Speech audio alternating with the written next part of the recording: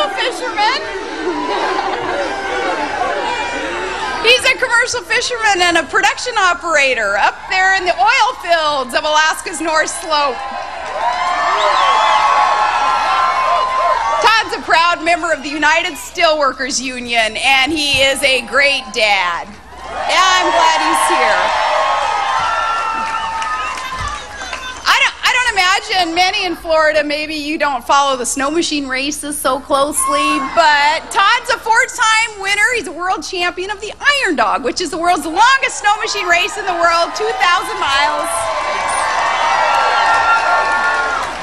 It's good to have the Iron Dog champ out on the campaign trail because Florida, over the next 44 days, in our time to seek reform in government, John McCain and I, we're going to take our case for reform to every voter of every background, in every party or no party at all.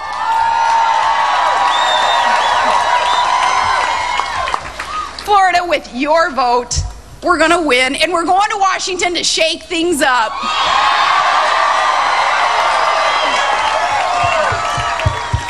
We need Florida's help to do this. This is a moment when principles and political independence mean a heck of a lot more than just a party line. And Americans are tired of the old politics as usual.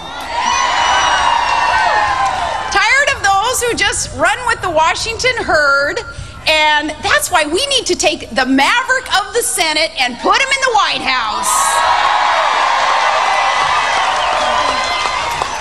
The first thing John McCain is going to do is get our economy back on track.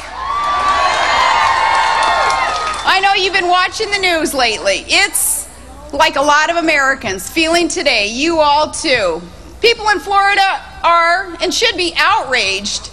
Huge financial institutions going under because of their own bad practices and now asking the public to bail them out.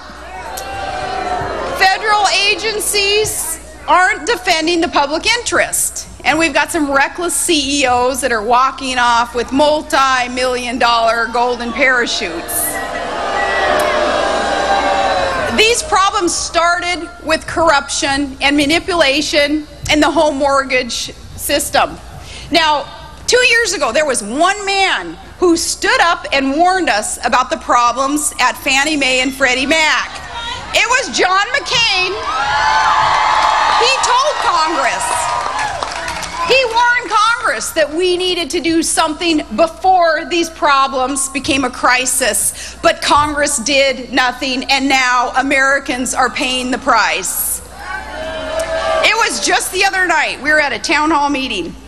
John and I heard from a college student who couldn't afford the health insurance that she needed. And we heard from a doctor just out of med school, $250,000 in school loan debt, and citizens worried about wasteful earmarks and Congress's wasteful spending. We heard from them, as I'm sure we'd hear from you, that times are hard. Americans are caught in kind of a perfect storm of high taxes and high gas prices and a wave of greed on Wall Street, and a shortage of courage in Washington, D.C. Let me just say, this is America, and we will get through this, because America, the best nation on earth,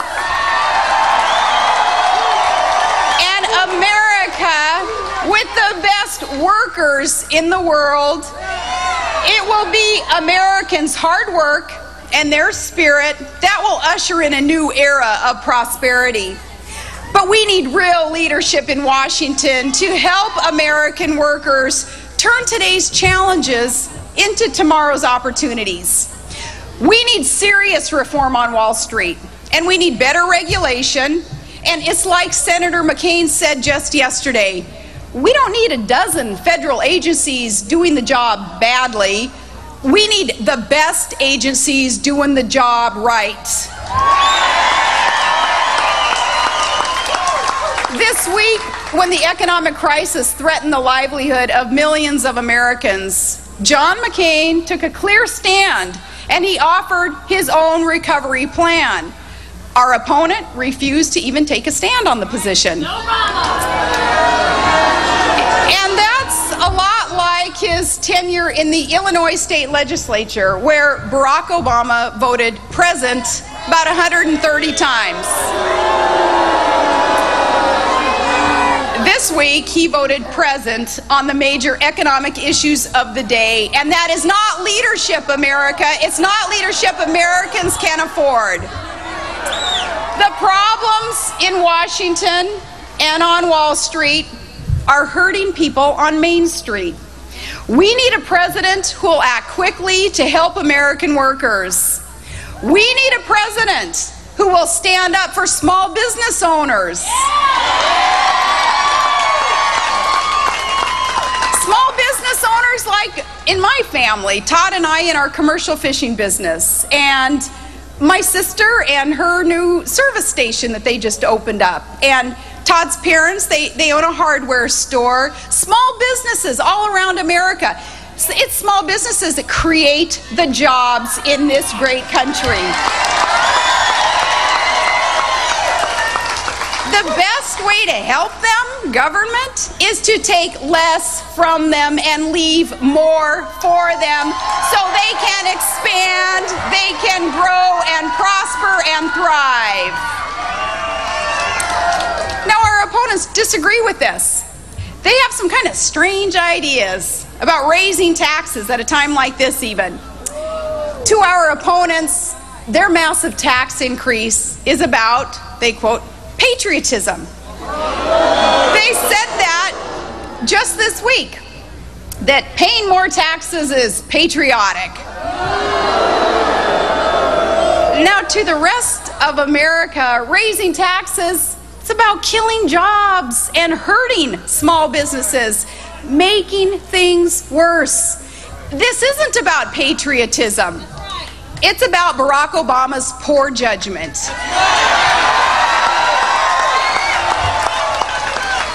He wants to raise income taxes and raise payroll taxes and raise investment income taxes and raise the death tax and raise business taxes.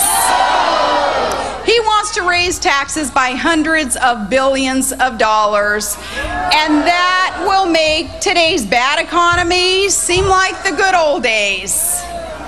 It's in this race where there is one man of action, one proven reformer who will clean up Wall Street and bring tax relief to hard-working taxpayers and small businesses around this nation.